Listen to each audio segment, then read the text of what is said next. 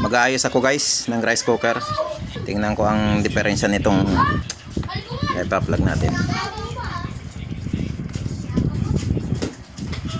Ayan, hindi siya umilaw guys. Hindi na daw ito gumana. Wala siyang ilaw, walang indicator. Kapag ganito ang mga senaryo ng rice cooker nyo guys, fuse lang ang sira nito sa loob, dito sa ilalim, fuse. Napundi lang yung fuse nito, kaya hindi siya umilaw. Hindi siya umilaw, at the same time hindi siya gagana. Kasi putol yung linya niya. Ang nagdudugtong ng linya niyan ay yung galing sa fuse. Bubuksan natin to guys.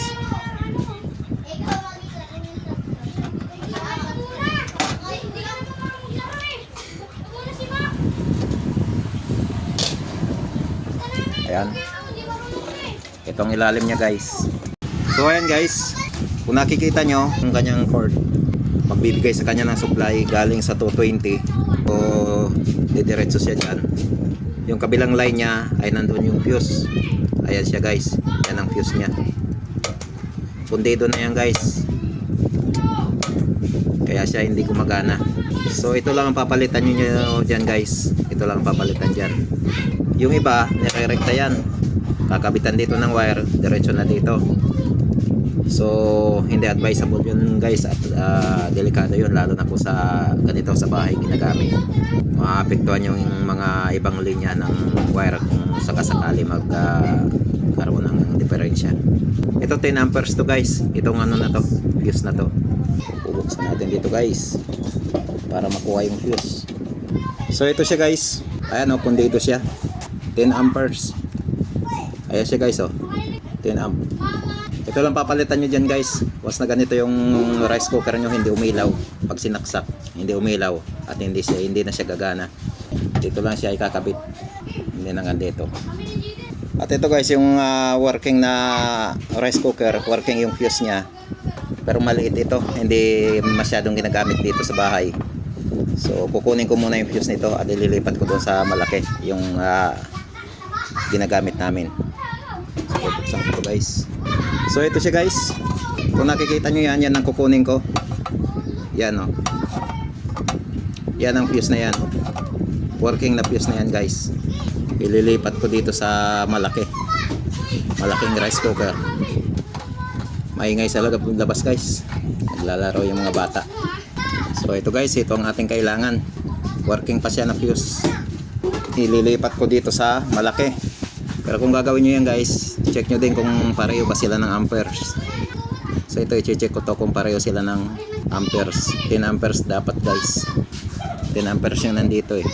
Dapat 10 amperes din to, galing sa maliit. Ayan siya guys, oh, pareho lang siya, oh, 10 amperes.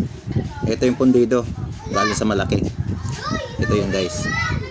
At ito naman yung galing sa maliit. Pero pareho sila ng amperes. At saka yung degree Celsius niya pareho din, 185. So ikakabit ko to sa malaki guys. Ikakabit ko na to dito sa malaki. Dapat maayos yung pagkakabit natin guys, dapat maigpit. So ayan guys, nakabit na natin yung fuse. I-check natin kung working na siya, kung working siya yung fuse. So ito guys, hindi ko muna ibinalik siya dyan guys, para check ko muna kung working siya. Ayan, may fuse na yan guys. Then check natin kung working siya. Kapag umilaw siya guys, ayan, working siya. Ayan o, umilaw na siya guys. Ayan. So fuse lang ang diferensya guys. Working na siya guys, pwede nang gamitin. Babalik ko na to, i-fix ko na to guys. At ayos na, makakapagsaing na.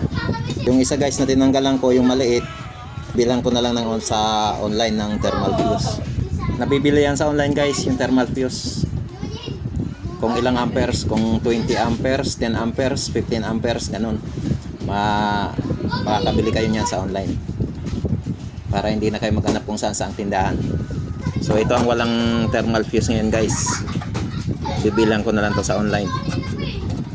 Mag-order ng maraming fuse para sa mga rice cooker. Yan lang guys. Pakipollow na lang guys, Batingaw Kampana, Facebook.